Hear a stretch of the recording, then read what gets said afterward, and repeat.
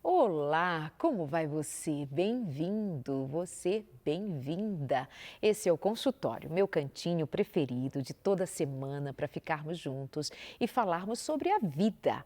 Estamos falando nos últimos programas sobre temas que são muito próprios das nossas descobertas e percepções, dos nossos sentimentos e emoções e todos os outros temas que se desdobram para ajudar você a viver.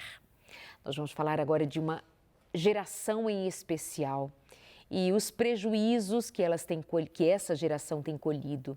Nós vamos aproveitar o programa de hoje para falar aos pais, especialmente aos pais, às famílias, para que saibam lidar com os seus filhos naquilo que é o cerne de ser alguém com habilidades para os tempos de agora.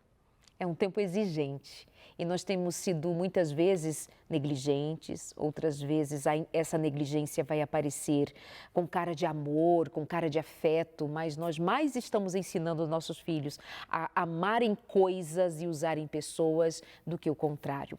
E se desdobrando mais para outros aspectos das nossas relações em família. Minha convidada de hoje, ela volta aqui comigo, Kedma Nascimento. Como vai? Tudo bem? Feliz por estar aqui, por estar fazendo o nosso terceiro programa, né? Então, nós conseguimos fazer. Da outra vez também nós fizemos 3 programas, mas ainda ficou um tema em aberto que eu estou fechando hoje com a ciência atualizada. Então, eu estou feliz, muito feliz. Né? Olha só, temos estes programas feitos com a Kedma já há um tempo, mas são temas que foram, assim, marcantes. E eu convido você a procurar no consultório de família, no nosso canal, Kedma Nascimento, e você vai encontrar ali sobre autossabotagem, o ciclo da autossabotagem. Aquele programa foi incrível. Eu fiz programas com ela, tanto no consultório como também no Sem Tabus. E todos você encontra no nosso canal, tanto do consultório quanto do Sem Tabus, com Kedma Nascimento, não é? Isso. E hoje a gente parte de que lugar? Hoje nós estamos apelando para os educadores, principalmente os pais, né? Não sintam culpa porque têm que trabalhar, porque têm que sair de casa, porque têm que deixar o filho na escola. Não, acorda mais cedo e faz o café da manhã ao redor da mesa, trabalhando valores, ouvindo as histórias deles no dia a dia, né? Dorme um pouquinho mais tarde, mas faz a última refeição do dia em família, ouvindo as histórias deles, colocando limites, dando feedbacks construtivos, abraçando, olhando com carinho, sorrindo, porque está curtindo o progresso dele, dando afetividade. O afeto é a coisa mais importante, queridos. E os neurocientistas estão pesquisando profundamente. O Midlove é um dos maiores pesquisadores, né, da questão do afeto. E são livros e livros. Ele tem um livro, por exemplo, que é subliminar. Tem outro que é elástico.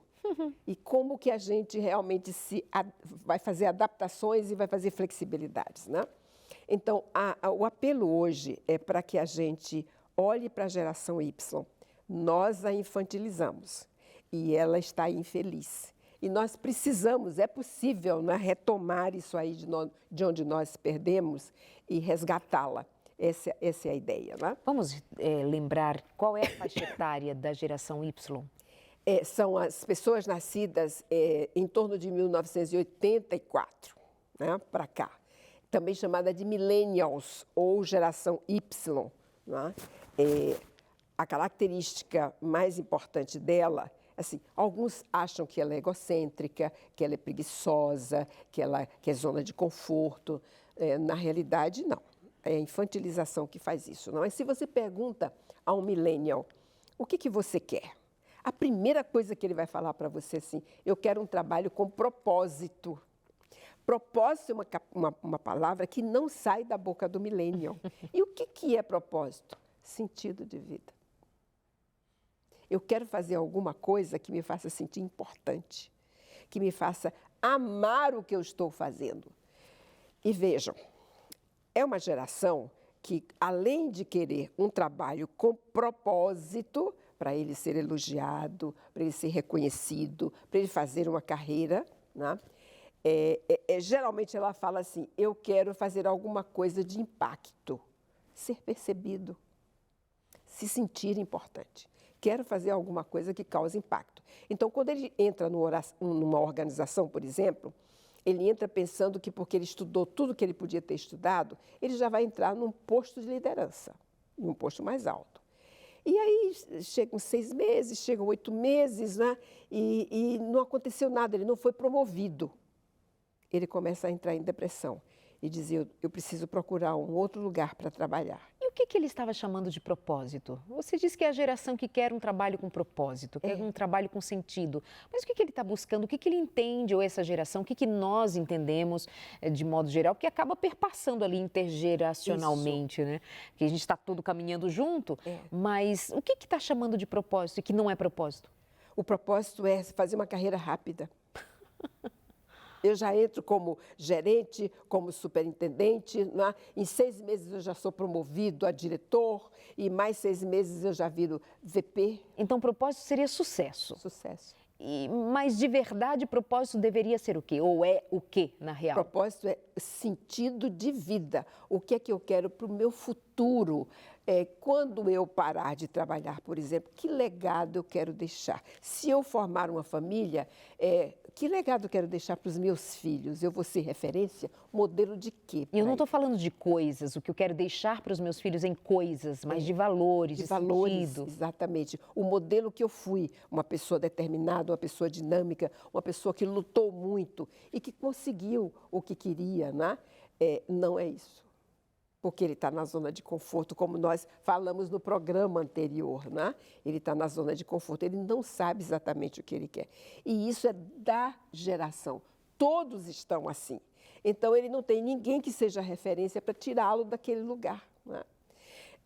São 4 causas, queridos. São essas 4 causas que eu queria tratar com vocês no programa de hoje, né? O que faz com que a geração milênio ela foi infantilizada, super protegida? E quais são, então, as 4 causas? Primeiro, as atitudes parentais falhas. Pai e mãe. Quais são essas atitudes falhas? Primeiro, eu digo assim, meu filho, você é especial. Ninguém é mais inteligente do que você. Não, existe gente mais inteligente do que ele. Ele é inteligente e as inteligências são múltiplas. Howard Gardner prova isso, né? São 8 inteligências múltiplas que, quando eu uso juntas, vou formando novas inteligências. Então, quais são as inteligências que ele usa e quais as que ele não usa? E essas que ele usa, daria para ele fazer que carreira? Caminhar em que sentido? Entrar em que organização, né? A primeira coisa, você é especial. Segundo, você vai poder ser o que você quiser. Porque eu vou pagar os intercâmbios que você quiser, eu vou pagar línguas para você estudar. Você não vai trabalhar nunca, você vai só estudar, estudar, e quando você entrar na organização, já entra num cargo, né, maior. Depois, o que você quiser, você pode ter. O que não é verdade. Não. Vou contar só mais uma historinha. Eu tenho um amigo que hoje, ele foi um homem muito pobre. E hoje ele é bilionário. Ele é do agro. E eu estava em Brasília um dia, liguei, olha, estou aqui. Ele falou, não, vim jantar aqui em casa. Todo mundo aqui vai gostar. A fulana, ele tem um casal de filhos, e eu vi o filho menor dele nascer, né? Então, ele contando que a filha chegou em casa, estava com 7 anos, e disse assim, papai, todas as minhas coleguinhas na escola têm o iPhone rosa. Eu também queria um iPhone rosa. A gente pode ir no shopping hoje à noite comprar um iPhone rosa? Aí ele disse, filha, não é bem assim. Você vai poder comprar seu iPhone rosa, mas com seu dinheiro. Mas como assim? Eu não trabalho? Não, você vai trabalhar. Por exemplo, se você lavar o carro do papai, aí o papai te dá R$200. Ah, claro que ele estava, né? Se você lavar a louça do jantar para a mamãe, R$100. E aí ele foi achando coisas para ela fazer dentro de casa e ele ia remunerando. E aí o papai vai comprar um porcão e nós vamos encher o porcão não de moedas, mas de notas. E quando não couber mais nota no porcão, a gente vai quebrar o porcão, vai contar e vai dar para comprar o iPhone rosa, aí eu levo você lá no shopping e a gente compra. Ela pensou um pouco, não gostou da ideia, mas não tinha saída, porque ela sabia que ele era firme, né? E ele era louco por ela. Mas ele educava como deveria. Aí ela disse, tá bom. No outro dia, ela mesma começou a inventar outros trabalhos e ela mesma precificava. E ele comprou o porcão. E todo dia enchia de notas. E chegou o dia que não entrava mais nota no porcão. E foi rápido, porque ele também de noite botava nota no porcão. Aí ele disse, vamos quebrar o porcão? E foi nesse dia que eu fui lá. A tia Kedma está aqui hoje, então vamos quebrar o porcão. Aí ele meteu o porcão no chão, foi pedaço de barro para todo lado. E ela correu para pegar as notas, era muita nota, né? E era tanta nota, porque tinha de 200 também, que quando ela terminou de juntar, ela não sabia contar. Aí ele falou assim, dá aqui que o papai conta para você. Ele contou, e é lógico que ele contou, ele sabia quanto custava, né? E ele colocou o preço, né, do iPhone ali. Aí disse, deu certinho, filha. Aí ela disse, era de noite, eu estava jantando com eles. Ela disse, então a gente pode ir no shopping agora? Ele disse, não, a gente está jantando com a tia Kedma. Amanhã você vai para a escola. Quando sair da escola, eu vou te convidar para almoçar no Madeiro, lá no shopping, que é do lado da Apple. E aí, quando terminar o almoço, a gente vai na Apple para você comprar o seu iPhone. Entendeu que ele colocou limites? Ela sofreu. Porque, primeiro, ela teve que trabalhar. Segundo, na hora que abriu o porcão, podia ter ido no shopping comprar. Não. Amanhã, depois da escola, nós vamos almoçar. Então, assim, isso é colocar limites. Os limites desenvolvem a autoestima. Ela sofreu, mas esse é um sofrimento que não mata, mas experienciou, vivenciou. Essa vai ser corajosa, essa vai ser determinada, essa vai brigar pelo que ela quer. Primeiro, porque o pai é assim.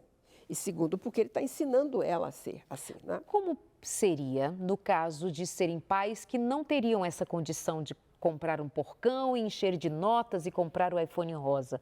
Porque há filhos que, em função de estar se relacionando com outras crianças que têm o iPhone rosa, vão chegar em casa com pais que são assalariados e vão querer. Como que deve demandar ali o conhecimento e esforço? A verdade, não é? Se a família não tem essa condição, então a família vai tratar a verdade com o filho.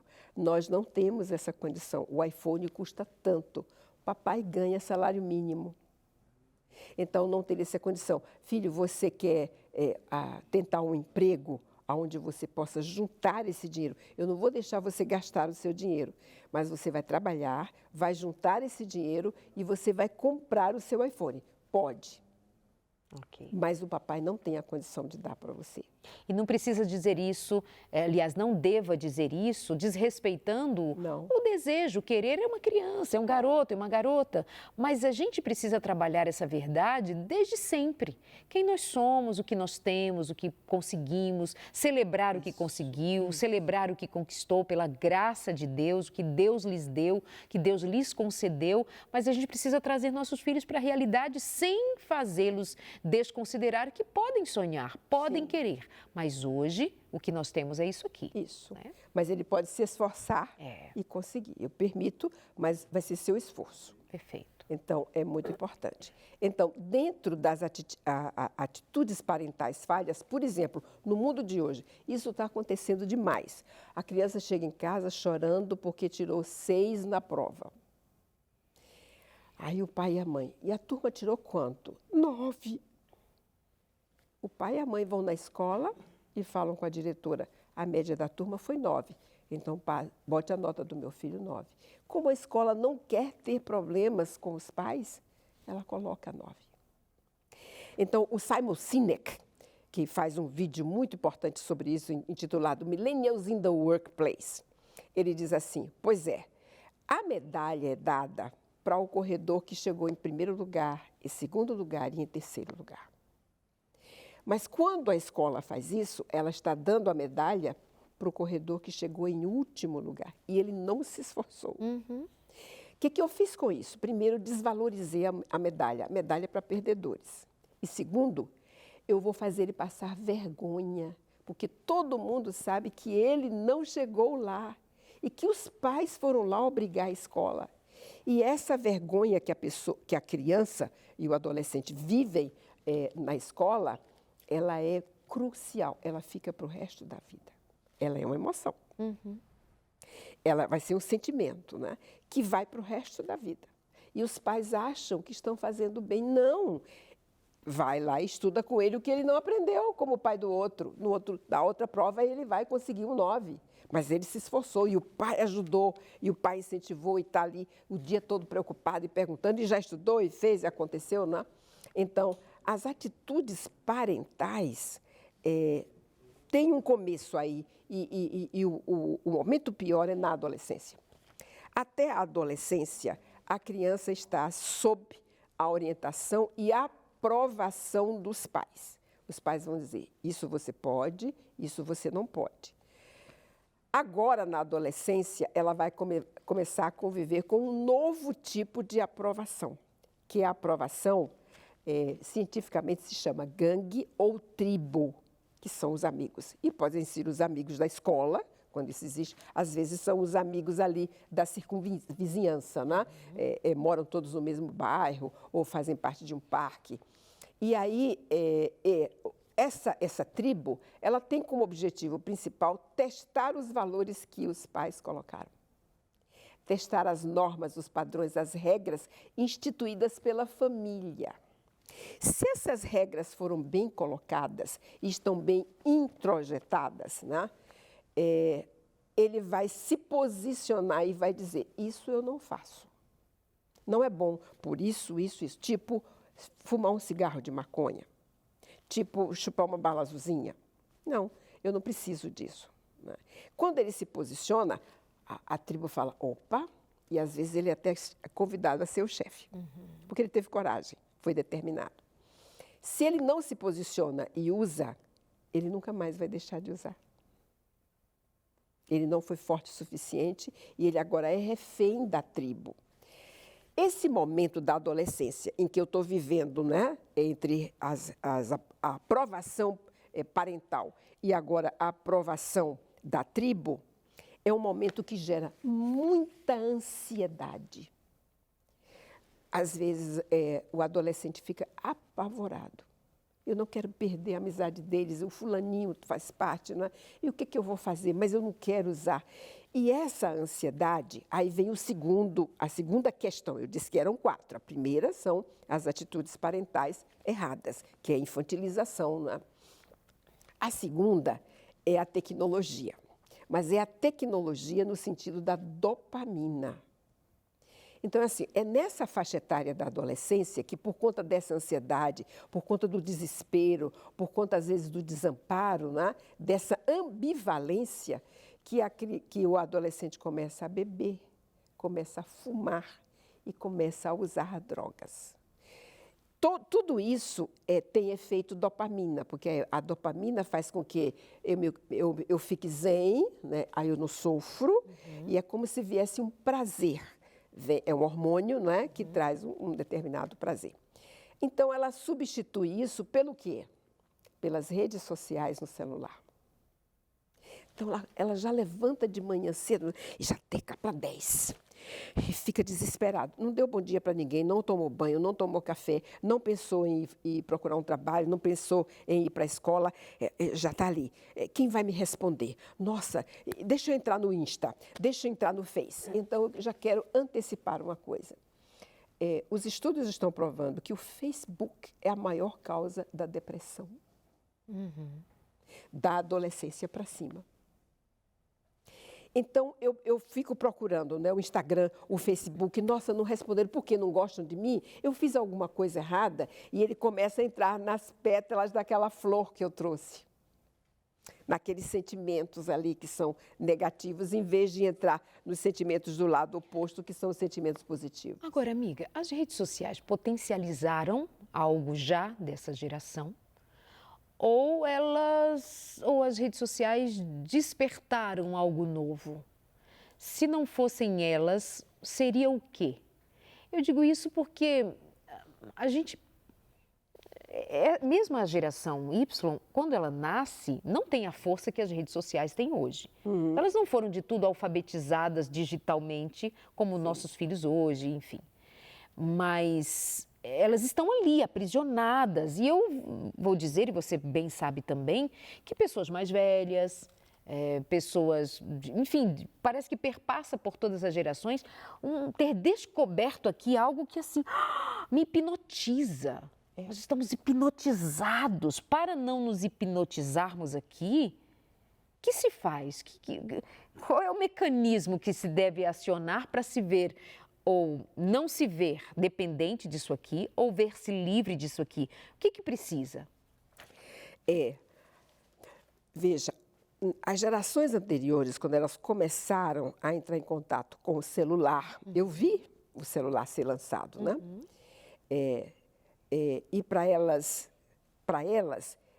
o celular foi uma coisa, nossa, importantíssima, até difícil de usar, porque não nasceu digital e etc. Começou a usar só como um telefone mesmo, depois foi entendendo que poderia usar outras coisas ali, mas como ela tem sentido de vida, como ela tem um trabalho para dar conta, ela tem uma família para dar conta, ela usa com moderação. O celular, a rede social, não é a fonte de dopamina, de satisfação, né? Por exemplo, o pessoal da Boomers prefere, olha, aniversário do fã, vamos para a churrascaria tal, vamos para a pizzaria tal, e sorri, brinca, se abraça, não é? O celular está ali. Pode até tocar e ele vai atender e resolver alguma coisa. Mas o celular, quer dizer, o Instagram, o Facebook, né, eles não são a fonte de... O TikTok. Isso. A fonte única, essa é a palavra, de prazer. Por quê? O que acontece aí? Isso aí é um disfarce da minha realidade. Eu faço... Nossa, 10 responderam. Eu tô lá em cima, eu sou campeão. Gostam de mim. Olha a necessidade de ser amado, de ser reconhecido, né? Gostam de mim. Se só 2 responderam, o que eu fiz de errado? Olha, baixa autoestima. Então, a baixa autoestima, ela vem sendo acirrada pelas redes sociais. Porque em tudo que eu não tenho o retorno esperado, ninguém me ama, ninguém me quer, e eu fico com vergonha porque eu sou desprezado, relegado. E aí eu entro em depressão. E por mais que eu tente sair, eu não consigo, porque muitas vezes eu não correspondi à expectativa da tribo. E a tribo está realmente me dando uma resposta. Não, o que você faz não é interessante. A gente tem coisa muito mais desafiadora que você não faz. E eu não sei ouvir não, porque só ouvi sim a minha vida toda. Quer ver uma outra atitude errônea dos pais? Eu queria um som. Está aqui o cartão, pode comprar na Amazon. Tudo que ele quer, ele tem. Ele não luta pelo que ele precisa, né? E quando ele não consegue ter, porque, por exemplo, a família não tem a condição, né? Ele fica envergonhado, ele se compara. E aí ele se inferioriza. Então, a coisa mais importante aí são as atitudes parentais. Em segundo lugar, o momento, esse momento em que eu tinha aprovação da família, agora eu passo a ter aprovação da tribo, né? Freud diz que é o momento em que o adolescente jovem mata o pai e a mãe. Quando ele fala matar o pai e a mãe, no sentido figurado, é assim, agora eu vou tomar minhas decisões, agora eu vou correr o risco, agora eu vou fazer isso, aquilo ou não aquilo, eu vou chegar em casa a hora que eu quiser, eu vou sair à noite, né? Eu não vou ficar estritamente sobre as normas, as regras, né? E a aprovação do pai e da mãe, da família. É um momento extremamente difícil. É o momento mais difícil da vida. Então, os pais têm que estar ali juntos, colocando limites, dando feedback construtivo, não infantilizando. E assim, quer alguma coisa? Nós vamos te ajudar, você vai se esforçar. E nós vamos te ajudar, mas você não vai receber de graça. Não é assim, eu quero tal coisa, toma aqui o cartão, te dou. E por que os pais fazem isso? Porque eles estão se sentindo culpados, Exato. Você já falou isso num outro programa nosso, por não estarem presentes, por não estarem dando afeto. E aí, vejam, o que eles estão procurando na rede social, no Instagram e no Face, principalmente, são os dois assassinos maiores, é o afeto. Mas ele não vai encontrar afeto ali, porque afeto é no olho, é no sorriso, é no toque, né? É na relação. Então, por exemplo, a pesquisa prova, os pesquisadores perguntando para a geração millennials, né? Você tem amigos? Não. E o que você tem? colegas. Você confia em algum deles? Não. Eu não confio por quê? Nele por quê? Porque eu não confio em mim também. Se eu não confio em mim, eu não confio nele. E ele percebe e ele também não confia em mim. Mas a gente se encontra, oi, cara, oi. Aí a gente tem símbolos, bate aqui, bate não sei aonde, faz assim, não é? Faço parte da tribo. Mas a gente não conversa sobre coisas profundas, não conversa sobre futuro, não conversa sobre nada que é vivência, nada que é significativo. Só coisas fúteis, pueris, pela falta de confiança e pela falta de tema. Aí resta um vazio. Aí resta o vazio, é a flor.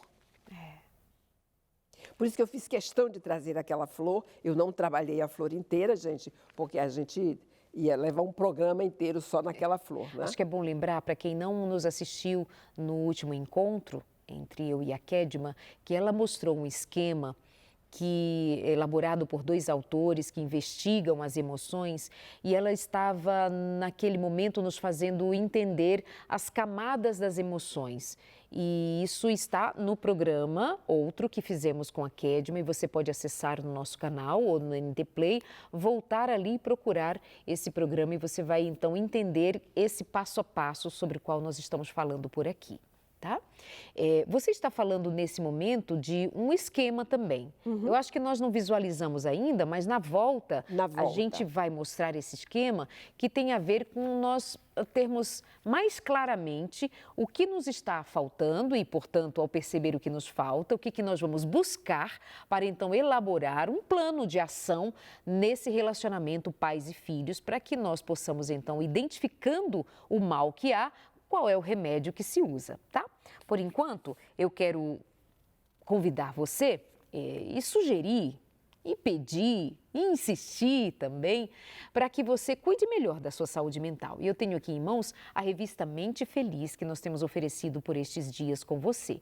Mente Feliz, escrita por um psiquiatra, em lições muito importantes, por exemplo, sobre ansiedade, tristeza, a diferença entre tristeza e depressão.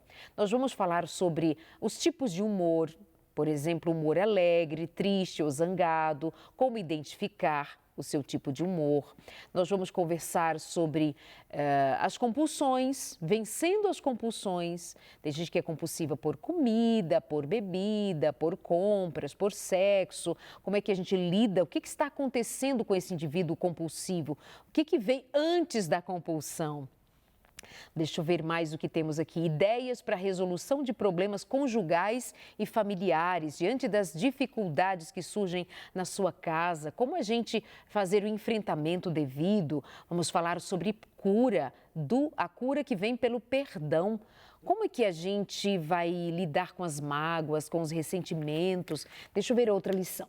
Por que estou tão triste assim? Já falei sobre tristeza e depressão e tem outros temas mais aqui na revista Mente Feliz. Revista Esperança Novo Tempo, Mente Feliz. Como que você adquire? Ligando para a gente no 0 operadora 12 21 27 31 21 ou mandando uma mensagem no nosso WhatsApp 982 44 44 49. Não tem nenhum pagamento a ser feito, basta você entrar em contato com a gente e nós vamos enviar para sua casa pelo correio gratuitamente, porque já está tudo resolvido com os nossos anjos da esperança, os nossos parceiros anjos da esperança, que bancam esse material para chegar à vida de milhares e milhares de pessoas e que chegue até a sua casa também, que te faça muito bem. Nós vamos para o intervalo e já voltamos com você por aqui. Até já.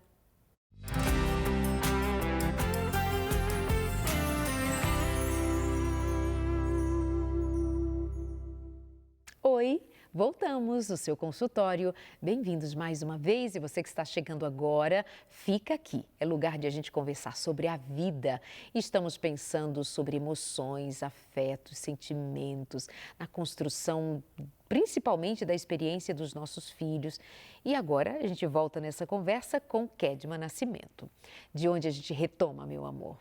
Pois é, eu falei da dopamina, que é o segundo item, né? A dopamina enquanto redes sociais, que é extremamente viciante. tanto quanto o álcool, quanto o fumo e tanto quanto as drogas. O terceiro item é a impaciência. Por quê? Porque eu quero a gratificação instantânea. Tem que fazer agora. Eu não aprendi a lutar e esperar. E essa gratificação instantânea é terrível, né? Exatamente porque eu não valorizo as coisas. Eu tenho tudo fácil, tudo que eu quero, né? E a última coisa é entrar numa organização. Eu não sei o que é organização. Me deram lá uma equipe, me deram indicadores de desempenho, indicadores de resultado, a data em que eu tenho que dar o resultado. E eu não sei o que é isso, eu nunca lidei com isso. Que o Sinek diz que é uma maldade, né? Então, isso tudo está matando a geração millennials, né?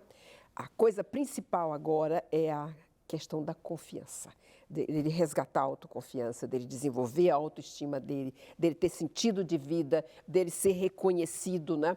E por isso eu vou trabalhar 4 modelinhos agora que são extremamente importantes.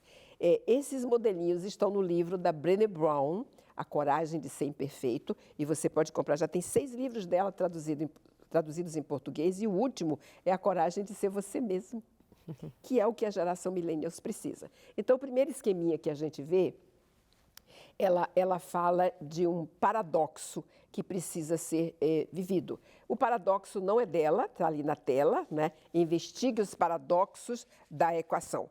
Esse paradoxo não é dela, é de a colega que escreve junto com ela, né? E no denominador a gente tem uma coisa, no numerador a gente tem um dado que é: quando aceitamos nossa vulnerabilidade, tornamos-nos fortes. Eu estou fechando esses 3 programas que fizeram, né? O que é tornar-se forte? É tornar-se pleno.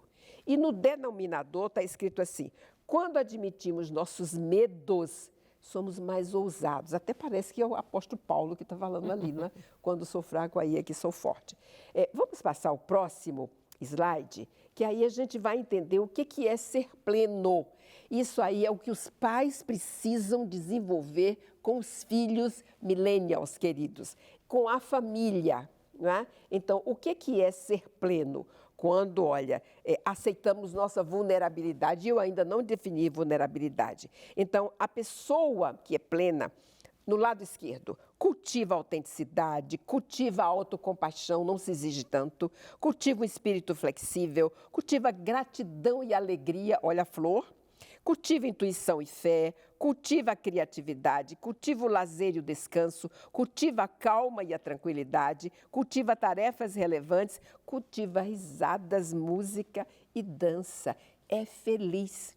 Então, se ele não sabe o sentido do que é ser feliz no trabalho, ser feliz no amor, ser feliz porque lutou por alguma coisa e conseguiu, ele vai estar na dopamina, ele está lá na rede social. E o maior medo dele é ser deletado pela tribo. É uma angústia insuportável.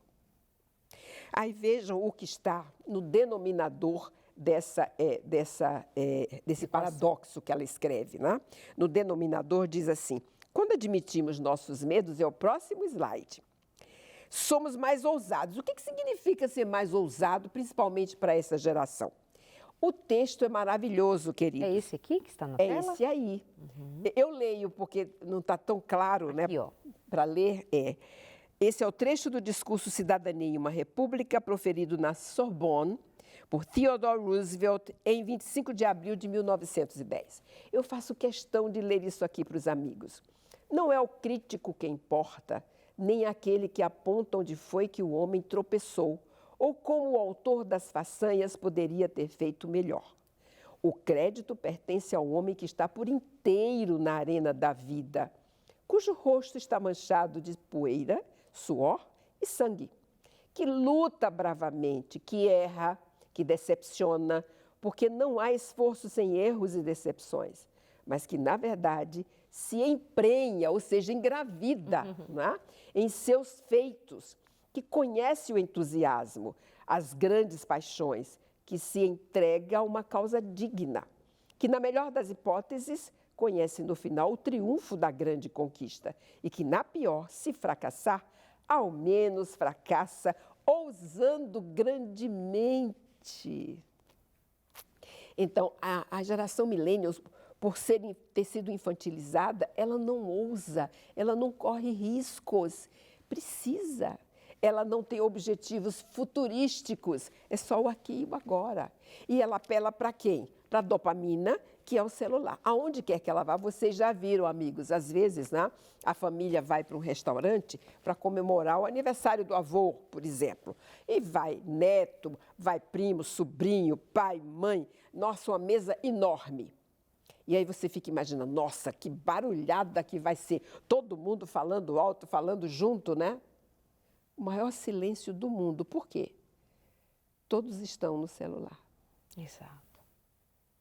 E o aniversariante, que não usa o celular, porque é o avô, ele olha para um, olha para outro, como quem diz, ninguém me ama, ninguém me quer, não é o meu aniversário? Por que ninguém curte o meu aniversário? Cadê o presente? Cadê o parabéns? Cadê a risada? Cadê a conversa? No meu tempo era melhor. Vi no YouTube um dia desses uma piada que era o WhatsApp de antigamente, das avós. Todas elas tomadas banho, de tipo 5h30 da tarde, sentadas na porta de casa, fazendo fofoca do dia. Né? Isso era o WhatsApp. Era conversa. Platão foi quem falou, queridos. O que faz com que o homem tenha sentido é a dialogação. Dialogo, converso continuamente. Foi daí que veio a filosofia da dialogação. Quanto mais eu converso, mais eu penso em mim, mais eu me entendo. E vejam, existe o autoconhecimento, mas não existe o autodesenvolvimento. Por quê? Que é isso que a geração millennials precisa também. Porque o autoconhecimento é quando eu venho com o processo de autointimação, eu quero me conhecer, eu vou fazer uma terapia, eu vou fazer um coaching, eu vou ler livros, eu vou pedir feedbacks. Mas o desenvolvimento só acontece na relação com o outro. Se eu me trancar um ano dentro de uma sala cheia de livros de autoajuda, no final do ano eu saio mais imaturo do que eu entrei. E, às vezes, pelo feedback de uma criança, né, uma mãe me contando que a escola chamou a filha com 3 anos de idade. E aí a diretora passou o resto da manhã, que já era final da manhã, falando para ela, sua filha, você precisa educar melhor. Olha, botou chiclete no cabelo da colega. Ela mordeu a outra colega. Ela quebrou o lápis do colega com raiva. Ela fez acontecer uma lista enorme de queixas. E ela foi ficando irritada.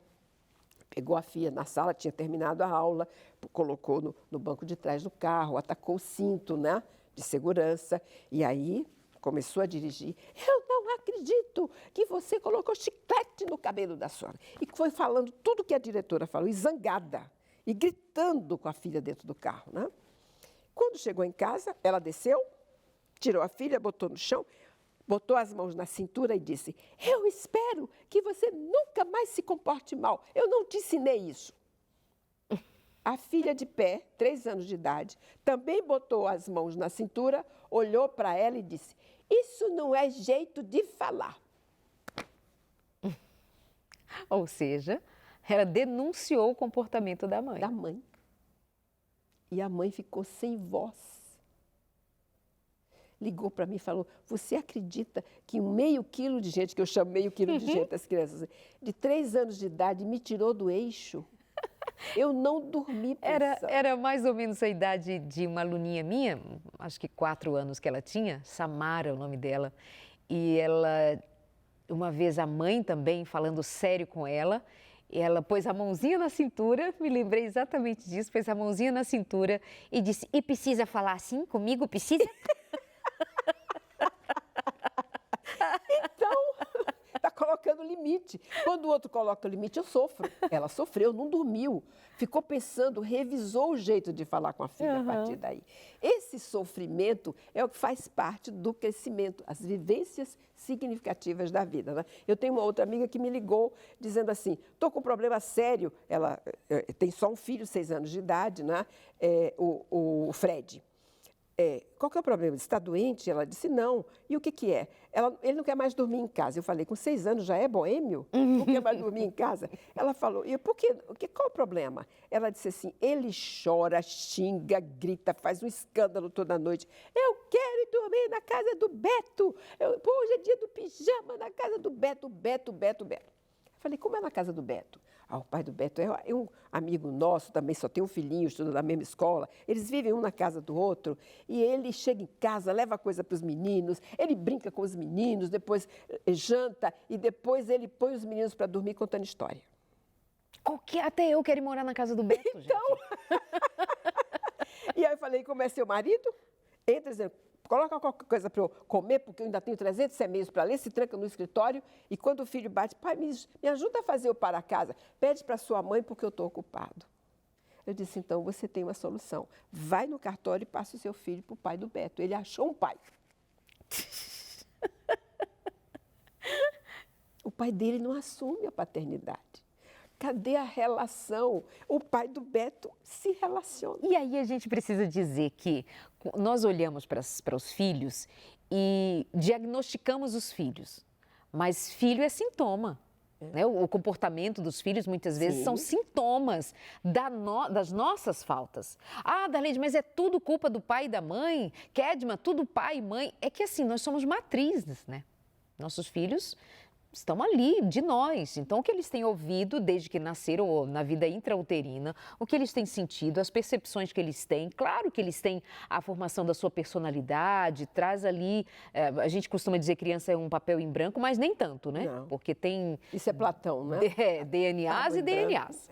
Não são. Mas somos nós que montamos, os colocamos numa forma, eles estão na nossa forma. Então, essa criança, ela não quer estar em casa porque essa casa é chata. Ela está respondendo, ela está gritando, ela está mordendo, ela está agressiva. Presta atenção em você, presta atenção no que você não está dando para ela. Outro dia eu falava para um grupo de pais assim, faz um bolinho de chuva, minha filha já é adulta, casada, minha paixão, minha vida, e ela outro dia estava em casa, um domingo assim à tarde, estava frio, e eu pensei, deixa eu evocar aqui a infância. Fui lá na cozinha de fininho e voltei para a sala com uma tigela de bolinho de chuva. Mami, bolinho de chuva, ela fez foto e eu a vi voltando à memória de criança. Ela diz, eu lembro de você me colocar na janela e me dar suco numa taça, para uma criança de 3, 4 anos, numa taça, não era mamadeira. E era aquele momento lindo, assim, mas era só uma janela com uma criança ali e um copo, uma jarra de suco, uma taça de suco na mão. Relação. Tinha afeto. Exato. Tinha significado. De tal modo que minha filha estava estudando no Líbano e ela machucou o dedo na janela. E ela então, chorando, me liga e diz assim, mãe, me contou a história e estava doendo muito, imagina o dedo machucado na janela. E ela disse assim, canta para mim. Minha filha não é infantilizada, ela estava estudando no Líbano, fazendo um curso de inglês sozinha no Líbano para ser missionária. Mas quando ela pede, volta e diz assim, canta para mim, ela diz assim, me dá afeto. A distância do Brasil ao Líbano. Isso. Então, a gente precisa dar aos nossos filhos o que dinheiro não compra.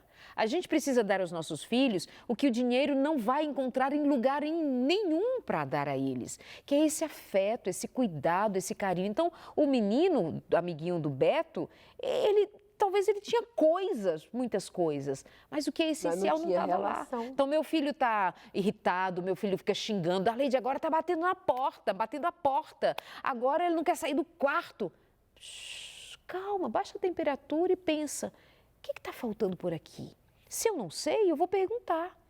Filho, senta aqui, aí faz bolinho de chuva. E fica ali comendo bolinho de chuva, contando para ele como foi com você também, nos momentos em que você estava irritado, no momento em que você estava com raiva, momentos que você desejou que seu pai morresse de tanta raiva. Não é que queria que morresse, mas queria que morresse. Aquele tipo de pai, sabe? E conta, escuta, vamos negociar, vamos trabalhar, vamos construir juntos. Faz um bolinho de chuva. Entendeu o bolinho de chuva, o símbolo dele? Eu não tinha nada para resolver com a minha filha, porque eu costumo dizer assim, eu fui muito firme, eu e meu marido fomos firmes na educação da nossa filha. Para que agora, quando ela é jovem adulta, já casada, cuidando da vida dela, fazendo a 2ª graduação, morando em outro país, voltando para casa, quando seja, como nós fomos firmes na educação, agora a gente pode mimar. Porque ela não precisa mais da nossa firmeza. Não. Ela já deslanchou, ela e o marido dela resolvem. Exatamente. Então, leve isso em conta. Tá? E ela vai saber educar os filhos. E Freud diz assim, olha, o inconsciente infantil lê o inconsciente adulto e repete ampliadamente. Então, eu preciso entender o que ficou guardado aqui, que o inconsciente dele leu e está repetindo também. Né? E aí nós vamos para a última figura, onde a gente vai definir vulnerabilidade. Ok. Porque eles precisam entender a importância da vulnerabilidade e serem vulneráveis. A Brené Brown diz assim, ó, vulnerabilidade é coragem em você. Você, numa sala de aula, fazer uma pergunta de uma coisa que parece óbvia. Todos olham para você e falam, o quê? Não sabe 2 mais 2 quantos são? Mas eu tive a coragem de perguntar, porque Roberto Carlos disse que pode ser 5. Einstein diz que pode ser infinito, né?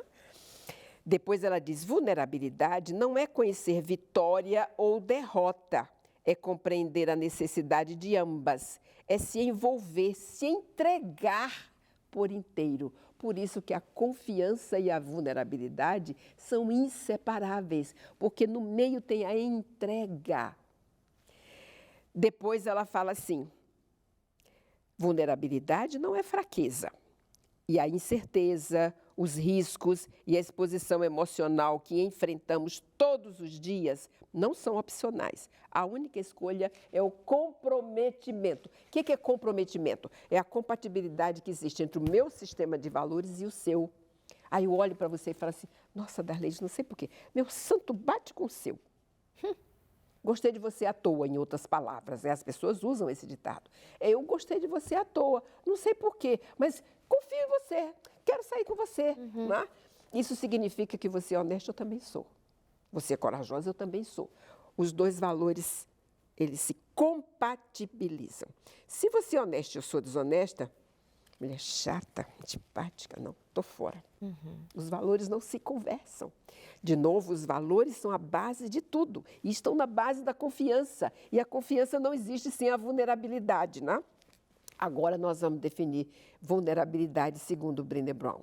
Brené Brown diz assim, a vulnerabilidade é a última linha, queridos. Além de ser uma virtude, é uma emoção. Ela é o âmago, o centro das experiências humanas significativas. Se você infantilizou seu filho, ele não experienciou nada. Ele não entendeu o que é significativo para ele e o que não é. Ele não brigou por nada, ele não caiu, não levantou, ele não correu risco e não chegou de noite em casa. Eu me lembro quando eu ganhei meu primeiro carro do meu pai e na faculdade, era curso de psicologia, éramos só 2 meninas. E eu ganhei uma Brasília e a outra menina também. E os rapazes, todos preconceituosos, a gente sofria muito bullying. Eu tinha 3 apelidos na sala. E eles disseram, vão ter que fazer cavalo de pau para a gente respeitar vocês. E aí ela falou, eu nunca fiz. Eu disse, eu sei fazer. Eu ensinei para ela. Eu disse, onde vai ser? No final da pista lá da universidade. Eu falei, olha, vamos, eu dou uma paradinha, você passa, aí você vai, faz o cavalo de pau. Quando você voltar, eu faço. Aí nenhuma vai bater na outra e não vai entrar no prédio de frente, que tinha uma avenida que cortava. E nós fizemos. A partir dali, eles passaram a nos respeitar, mas nos apelidaram. Um era pé de bombo, a outra era pé de chumbo. E eu sempre andei correndo, né? Eu sempre corri risco no trânsito também. Nunca levei desaforo para casa, porque o pai dizia assim, desaforo se deixa onde se acha. Então, hoje não. Se alguém fez alguma coisa que o Y não gostou, ele vai para casa chorando e faz queixa ao pai e à mãe que vão lá tomar uma providência. Então, não, queridos. O que eu quero dizer finalmente? Precisamos salvar essa relação, essa geração. É possível? É, com afeto e apego. E afeto e apego vem do olhar, vem do sorriso, vem do toque, vem do abraço, vem de permitir que, instigá-lo para correr riscos, cair, levantar, fazer, deixar de fazer, tomar decisões e ser responsável por elas, né? E como diz a Brené Brown, tornar-se vulnerável é ter uma relação com um amigo, confiar em alguém. Confiar na família, confiar, ter amigos de verdade. Não são coleguinhas que vivem na superficialidade, de jeito nenhum. Querer formar uma família, que eles não querem. Né? Pode criar um cachorrinho? Pode, mas case, tenha filhos, né? Forme um novo cidadão. Imite o seu pai, imite, tenha-o como modelo. Né? Isso é extremamente importante, mas isso tem que começar em nós. É interessante essa geração e esse modo de se identificar, né, como pai de pet.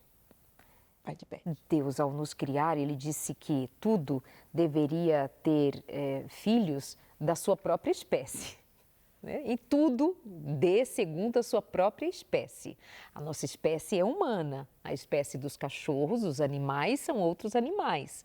Então, a gente precisa até repensar que significado a gente está dando com essa história de pai de pet, mãe de pet. Você é de outra natureza, tá, meu amor? Presta atenção também que o fio de toda essa conversa me faz aqui pensar o seguinte: do exercício contínuo que Deus faz de nos fazer conscientes da nossa vulnerabilidade. Se eu pensar aqui, por exemplo, em Pedro. Pedro, ao declarar amor por Jesus, ele diz assim, eu vou até a morte. E Jesus diz, não vai. Não. Você não dá conta de sustentar a nossa amizade nem até o fim da noite. Deixa o galo cantar. O galo vai cantar e você já vai ter me negado 3 vezes. Não, que isso, Senhor? Eu vou com o Senhor para onde tiver que ir. E eu pego a espada, eu corto a orelha e eu resolvo, eu faço. Jamais. Quem? Eu? Jamais. Pedro, você é frágil. Você é pouco, você é uma pedrinha, por isso seu nome é Pedro. Eu sou a rocha. Então, você pode visitar a história de tantos outros homens que Deus fazia questão de fazê-los reconhecer que eles eram altamente, definitivamente dependentes de Deus. Paulo era extremamente autoconfiante, cheio de certezas e competente no seu exercício de, até mesmo se for o caso, vamos matar os cristãos porque eles contrariam a nossa fé. E aí um dia o Senhor tem um encontro com ele e diz, Paulo, olha o que você está fazendo da vida. Presta atenção em mim. Agora senta aqui, eu vou te ensinar a amar, eu vou te ensinar a ser afetuoso, mesmo quando você fizer enfrentamentos severos, porque o Evangelho, ele faz enfrentamentos duros, mas eu vou te ensinar a fazer isso com amor. É o pai que vai dizer não, mas vai saber dizer não. Vai saber ser firme, mas a mesma mão que diz, com firmeza o que diz, é a mesma mão que vai amparar. Eu lembro de uma frase, não vou saber o autor agora, mas assim, que um pastor, quando ele quebrasse a perna de uma ovelha, porque às vezes seria necessário para poder trazer essa ovelha de volta, já que ela estava se danando no aprisco, para fora do aprisco, essa frase dizia assim, se um pastor quebrar a perna de uma ovelha, saiba primeiro se ele terá força e coragem para colocá-la nos ombros. Então, isso precisa ser considerado, de sentar com Jesus e aprender com Jesus o que Jesus nos ensina sobre tudo isso. Eu gosto muito da forma como os autores, os estudiosos, como nós vamos tendo acesso ao nosso funcionamento, ao nosso cérebro, enfim, todo esse funcionamento do ser humano, com todas as peculiaridades, com todas as minúcias que vêm das mãos de um Criador que minuciosamente nos pensou. Mas aí chega numa hora e diz assim, tá, e como é que eu vou fazer isso? Como é que eu vou deixar de ser orgulhoso para ser humilde? Como é que eu vou me permitir ser vulnerável se as pessoas não são confiáveis para eu falar da minha fragilidade? Elas me trairão, elas me deixarão, elas me olharão agora como uma pessoa fracassada. Esse é o mundo que foi nos construindo assim. Como é que eu faço agora? Aí eu lembro daquele esquema da flor, das emoções, das camadas das emoções, de uma que vai dizer assim, da serenidade. Serenidade. Vamos para o poço da serenidade e tomar a água da vida com Jesus ou em Jesus, para nós buscarmos ciência de quem nós somos, frágeis, já cansados, já assim muito feridos ao longo da vida. O que a gente faz agora? Eu errei com os meus filhos, eu errei comigo, eu errei com a vida, eu me rendo aqui. Se rende. Aí Deus faz um recomeço. Uma história, ele te renova, ele te restaura, ele te ensina, ele te faz ter acesso a esse tipo de conhecimento para você, como que numa radiografia, dizer, uau, estou todo aqui destruído, digamos assim. Mas e o meu remédio? Onde está o meu remédio? Eu percebo, eu reconheço, é isso que é? Onde que eu vou? Sim, vai para a terapia, está tudo bem, a depender do terapeuta e da aplicação desse processo. Ora a Deus e pergunta, Senhor, a quem o Senhor me encaminha? Senhor, onde eu busco, onde eu encontro quem seja confiável para me dar a mão? É uma igreja? É um pastor? É um amigo de confiança? É alguém que tem fortaleza espiritual para me ajudar nessa caminhada? Onde eu vou? A Novo Tempo tem sido esse instrumento de que tem levado a você palavras de vida, um encontro como estes, uma palavra como uma profissional desse nível que vem aqui, tira do seu tempo de vir de Belo Horizonte, entre tantas viagens e tanto trabalho, para vir dizer assim, olha, tem camadas da vida que a gente precisa acessar. E eu te agradeço por ter vindo até aqui. Prazer. Que Deus te abençoe. Muito grande. Amém. Muito A obrigada. todos nós. A gente se encontra no próximo programa. E confie a sua vida, seja vulnerável diante de Jesus e diz, Senhor, eu não posso nada, mas contigo eu confio na tua palavra. No Senhor eu posso todas as coisas. Obrigada pelo carinho, a gente se encontra na semana que vem por aqui. Até lá.